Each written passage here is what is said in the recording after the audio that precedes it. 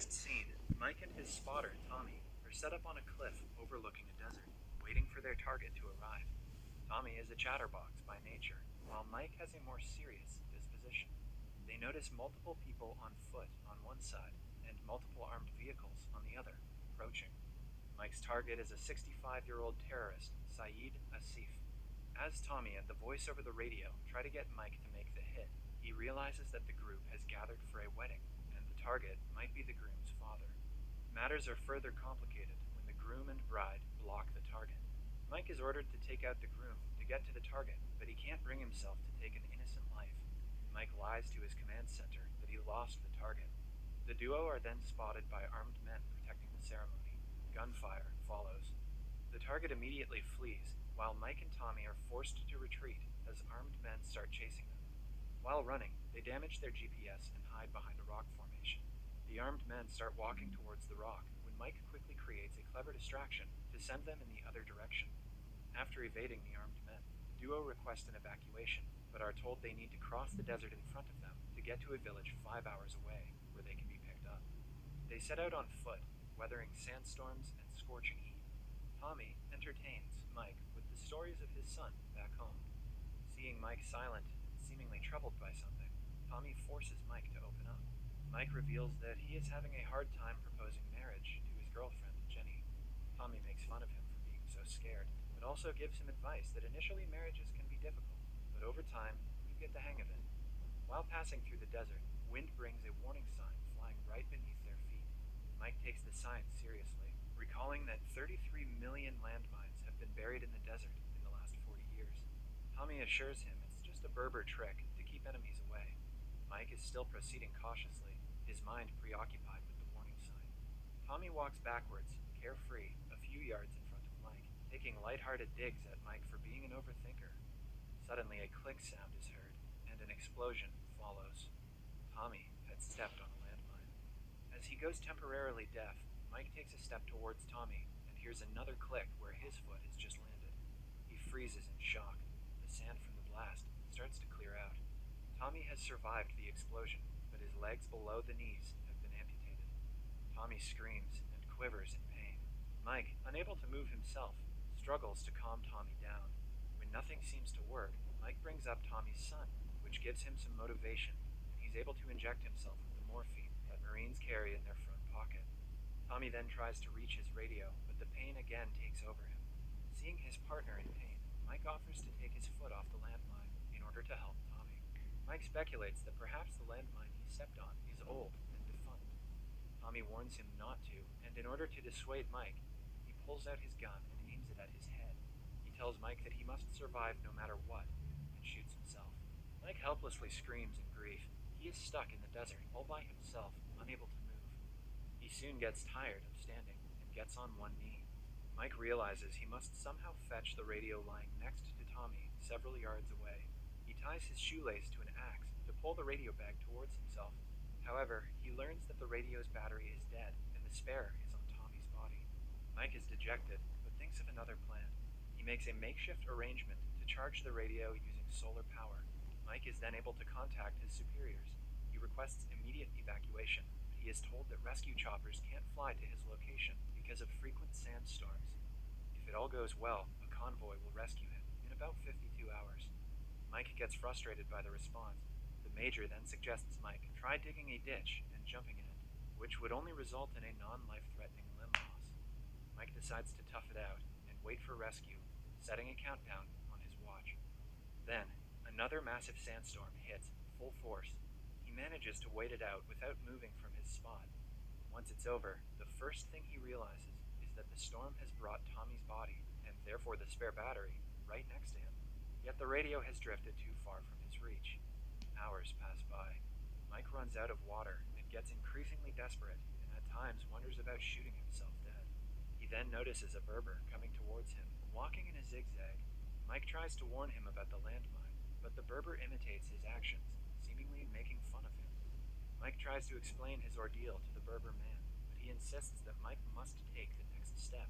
He then takes Mike's water flask and disappears into the desert.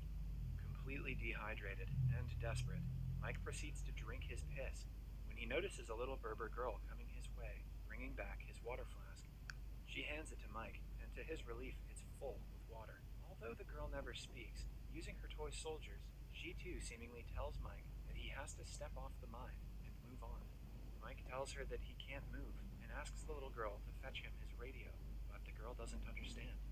Desperate, Mike gets too loud, scaring the girl away. Soon, the night falls and the temperature starts to drop. Mike lights a fire to keep himself warm. He starts hearing noises of wild animals. He takes out his phone and looks at the pictures of his girlfriend to keep himself distracted. He finds a video from his girlfriend. In the video, Jenny tells Mike that she is waiting for him. Mike must win the war and come back to her as soon as possible. Mike begins to get emotional. He is afraid that he might never see his girlfriend again. Tired of everything happening to him, he starts to fall asleep, but he snaps out of it to find that the fire has died out.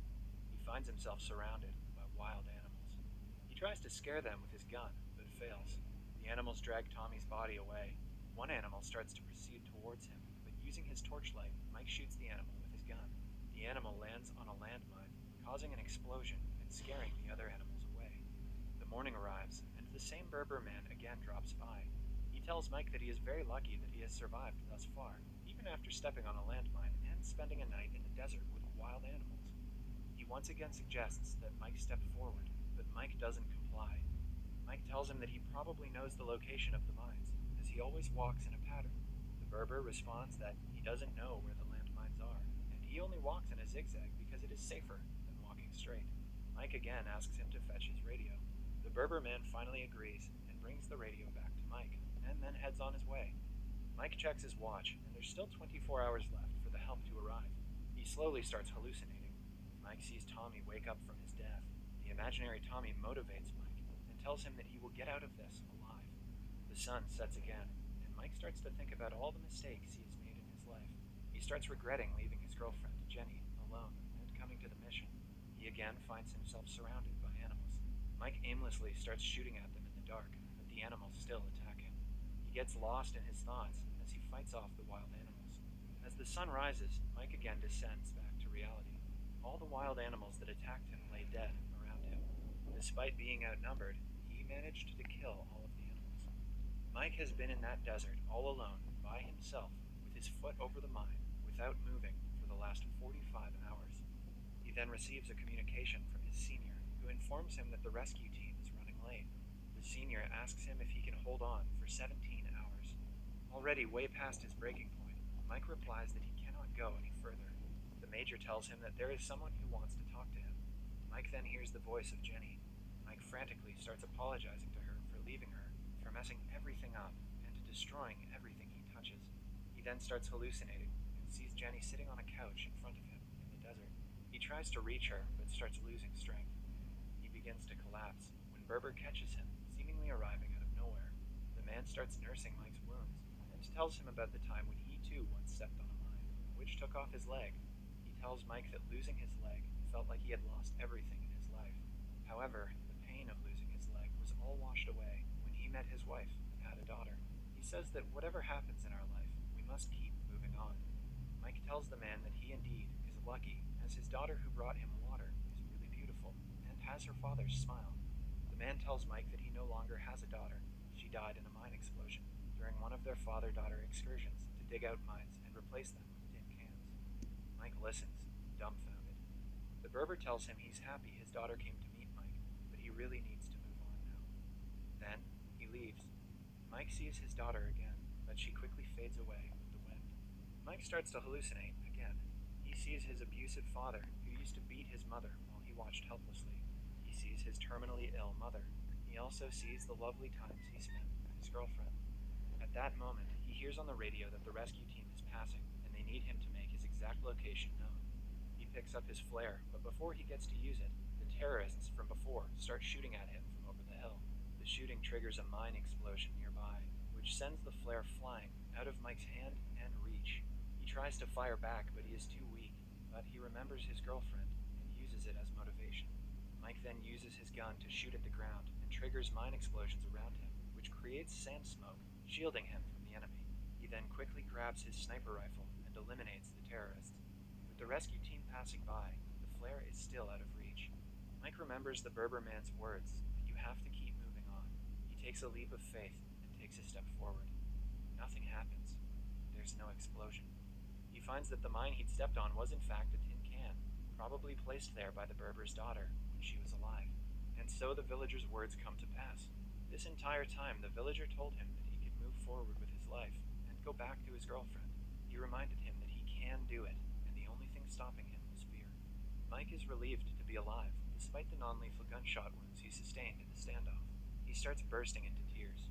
Maybe he was relieved, knowing the fact that he will be saved, or maybe he was angry for not realizing the correctness of the situation.